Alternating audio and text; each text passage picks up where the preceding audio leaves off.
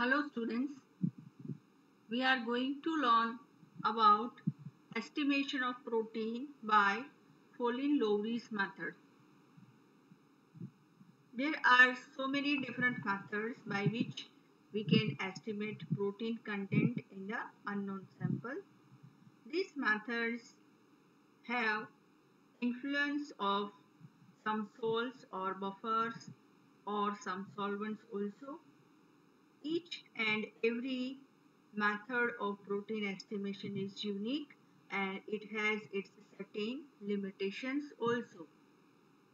There are so many different methods for estimation of protein: Gilda method, Dumas method, fluorescence method, and dye binding assay. First of all, we will try to understand about Gilda method. In Gilda method, the nitrogen content of a protein is converted to ammonia and the ammonia is collected and titrated directly with gravimetrically standardized hydrochloric acid method. In Dumas method, protein is thermally oxidized in presence of copper oxide, which serves as an oxygen source. The gaseous oxidation products include nitrogen gas resulting from protein breakdown. It is the volume of nitrogen gas that is measured under standard conditions of temperature and pressure. The next method is fluorescence method. These methods use reagents like fluoresceamine and it becomes intensely fluorescent only after reacting with the functional groups found in the proteins. The next is dye binding assays.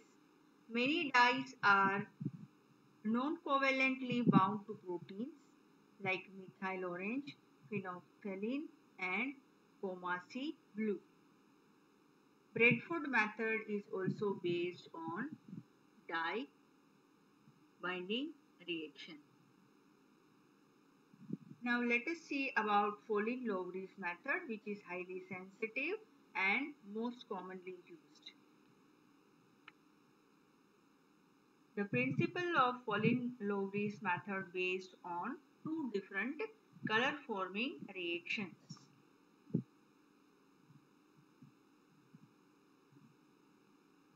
The protein binds with the alkaline copper ion and in the presence of peptide bond, it prepares deep blue color. This deep blue color is called biurate color. The next reaction is with copper protein complex and acid. Copper protein complex will bind with phosphomolybdic acid and produce coloring compound molybdenum blue. Whereas it can also bind with phosphotungstic acid to produce tungsten blue. So these two reactions will give blue color to the reaction. 25% of reduction found in Folin-Lowry's method is by tyrosine and tryptophan amino acids, whereas 75% of the reduction is found because of the copper protein complex. The range of the Follin's method is from 20 to 200 microgram per ml. Now let us see about the requirements of the method. We require these different things for Folin-Lowry's method: alkaline copper reagent, Folin Sika2 reagent, standard protein, that is bovine serum albumin, unknown protein sample, water bath, distilled water, test tubes, and graph paper. Now let us see how it is to be done. First of all, we will take 13 test tubes and we are going to make the standard graph by taking different aliquots from standard protein sample. Standard protein sample is having 200 microgram per ml concentration, and here we are taking different aliquots of the standard protein solution in different test tubes. In the first tube, which is considered as media blend, we will not add the protein at all. Then in the next tube, we are going to add 0.1 ml of standard protein solution. In the next one, 0.2 ml of standard protein solution. In the next one, 0.3 ml of standard protein solution. In that way, gradually we will increase 0.1 as we go from one tube to another, and the final tube we will have addition of 1 ml of the standard protein solution. So that will be the preparation of tubes for standard protein. Now we are going to add distilled water to make the final volume 1 ml in each of the tube. Now then, after about unknown sample of protein, we will take two different test tubes, and in one tube we are going to add 0.2 ml of unknown sample, and in the next one 0.4 ml of the unknown sample. Now here also we are going to make the final volume 1 ml by addition of distilled water. In case of 0.2 ml of unknown sample, we are going to add 0.8 ml of distilled water to make the final volume 1 ml. And in case of 0.4 ml of unknown sample, we are going to add 0.06 ml of distilled water to make the final volume 1 ml of the tube. Now after this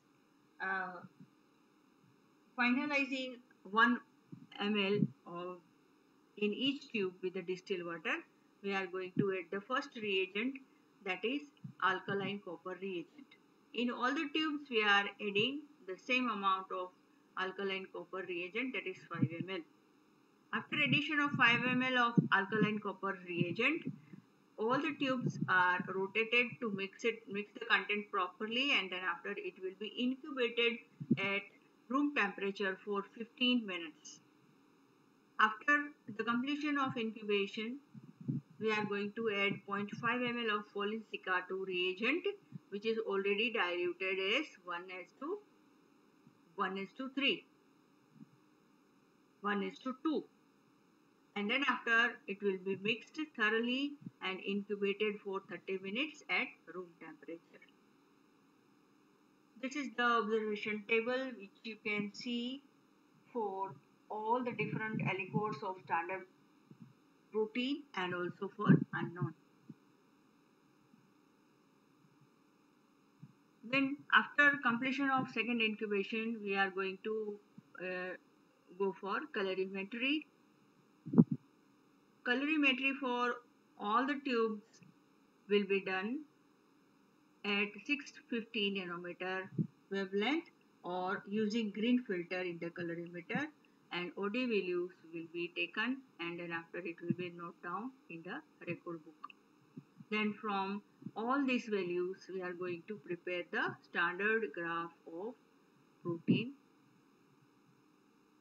and it will be by taking protein concentration on the x-axis of the graph, and y-axis will be having optical density value like this. We will have one graph which is already touching the 0, 0 of both the axes. Now for finding the unknown concentration, we are going to put the value of unknown concentration. We are going to find out the optical density value. So optical density values will be put on this graph, and then after the line will be drawn which will touch the standard plot of protein, and then after from that particular point we will also draw the line which is touching the x-axis, that is concentration of the protein, and here we are going to find out the exact concentration of protein which is corresponding to the optical density value. And then after we will try to conclude the result of this practical in this way, that by